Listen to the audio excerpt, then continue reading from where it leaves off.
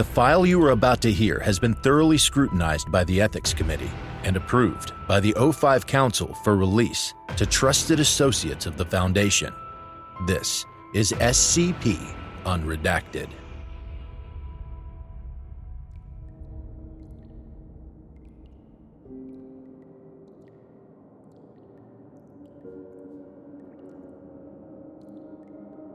Every night the winds and waves clash.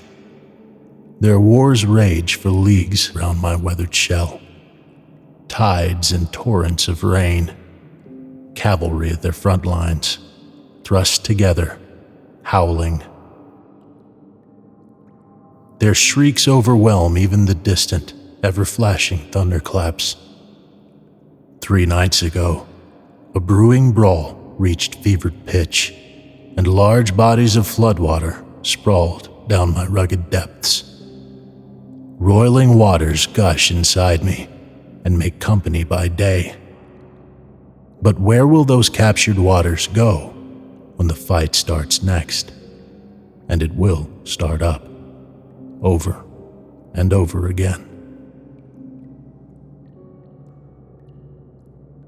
I cannot see far beyond where I lie, for leagues upon leagues below ground. I do not quake at that thought. Somewhere, there, I end, and somewhere else, the sea begins, beyond where she rolls and twists on every side. I stretch in anticipation. 2 days ago, upon the beach, 2 young wanderers, one large and one smaller, sunk through the sands and discovered where part of me lies, pacing over my chalky shale slabs and touching them with shaking, olive-toned tentacles. At least I think that is what they are. They end at rounded points and wriggle in 2 sets of 5 short lines. Now and then their thin, supple digits pulsate upon my mighty, vertebral stalagmites. That sensation they give me is relieving and exciting. I first learned that sensation of rhythmic tapping digits from a lost sailor. He still rests deep within me, though hushed. Many moons ago, he too crawled inside my form. Gripping my pitted underwater rock, his body shook. A brief time after, it ceased. That shaking and ceasing, a kind gesture of his to be sure. It is like the sea's ripple, where the fresh water meets my lips, or the courtship lockstep of love-struck arthropods inside my shielded coves. Life forms can be so perplexing, but enchanting. I can learn to be like them.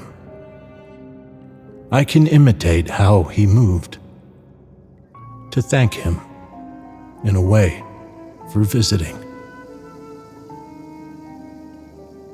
Practicing with speleothemic verse, I mime his movements in vast undersea tremors for my 2 rare guests. As I repeat my sequenced steps and send vibrations through mineral veins, these 2 wanderers jolt and tremble. Are they cold? Why, then, have they ventured so far from home and so ill-equipped? Sailors in their nautical contraptions happen past me every day. They do not dare venture, though they do seem prepared. If these 2 are sailors, they should wield the buzzing boxes and lightning stalks. Instead, for hours, they hold limbs and embrace. I shift deep below, boiling newly captured seawater with frictional heat. Just for them. I hope they feel my warmth. Even the sea. She recedes.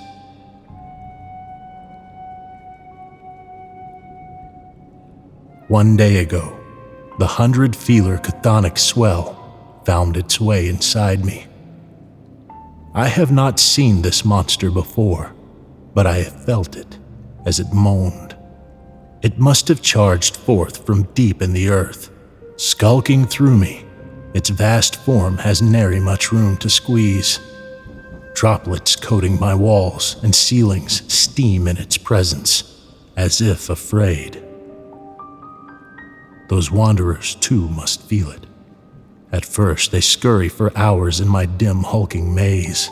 Each time they think to rest, the smaller of the two pulls a bottle of copper fluid out of their dress and removes its cork. The two of them gulp it down together. I cannot glean why they do this, but it seems to help. On one occasion, they find the bottle emptied and discard it with a crash. And then, the beast finds them. It bursts into a tight hole below them. Sediments of all size and manner shower the passage. It has wounded me. A body of salt water and plankton displaces into where the pair cowers. Backward, they scuttle. As the beast flounders, a boulder tumbles down and pins the large one beneath it. They call for the smaller to flee. But the smaller one does not budge. Instead, they stay, watching with widened lookers. Salt water of their own falls in rivulets. They wipe them aside. Extending a trembling feeler, they caress the large one's head and feel the hazel-colored cilia that grows atop it. They crouch there for a moment. Finally, the small one flees. The large one looks back an instant, then stares forward. The beast, too, is stuck, but it will not be forever. It convulses. Its sweltering skin burns more now than when it appeared. Braying about, it raises its spiked head and bellows. My middle regions falter all around. I belch dust. The large one squeezes their lookers shut. Soon after, the beast, whose body dwarfs the large one by a factor of 10, frees itself. Gnashing its teeth, it sends down showers of spittle. Its maw gapes. And, like the lost sailor, the large one ceases. Though there is not much left to look at, except tiny pieces strewn about. While the beast savors its meal, my cragged facade waits, clad taut with worry over what I have felt. Will she not return?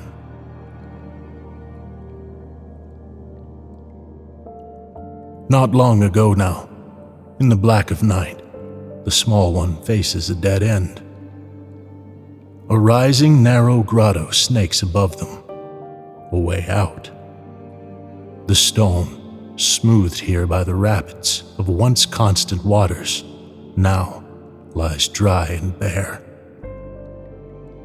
Panting and weary, they rest.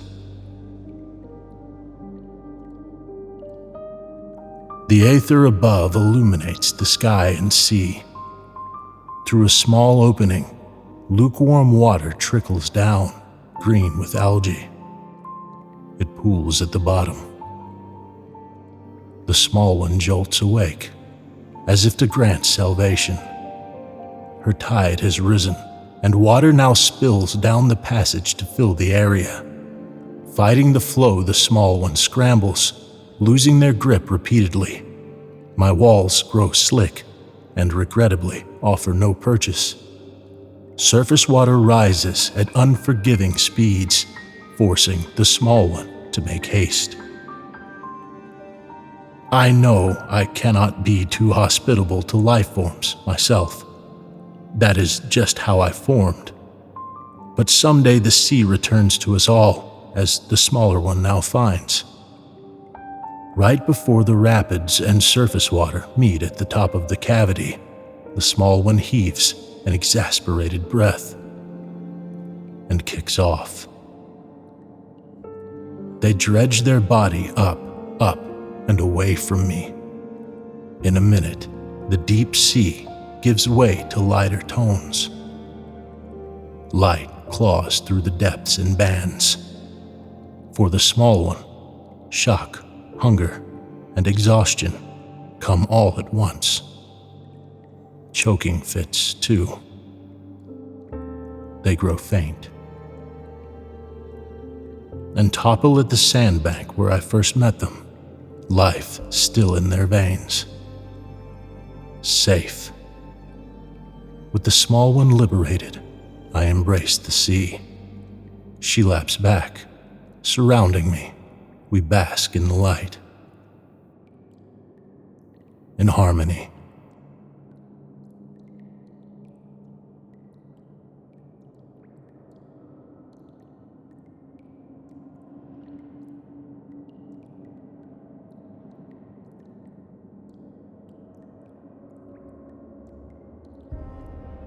Thank you for listening. If you like what you hear, join my Discord community, hire me on Fiverr, or help support me by becoming a patron for as little as $3 a month. Regardless of tier, all patrons get early access to every single episode. The links are in the description. I don't have the talent it takes to write a skip. All I do is read. Original authors make this podcast possible, so credit to the original author. Their link's in the description. Show them some love as well. Consider becoming a member of the SCP Wiki. Upvote their work and maybe write a skip of your own. Maybe I'll read it here someday. You never know if you never try. The content of this podcast and content relating to the SCP Foundation, including the SCP Foundation logo, is licensed under Creative Commons Sharealike 3.0, and all concepts originate from scpwiki.com and its authors. This recording, being derived from this content, is hereby also released under Creative Commons Sharealike 3.0.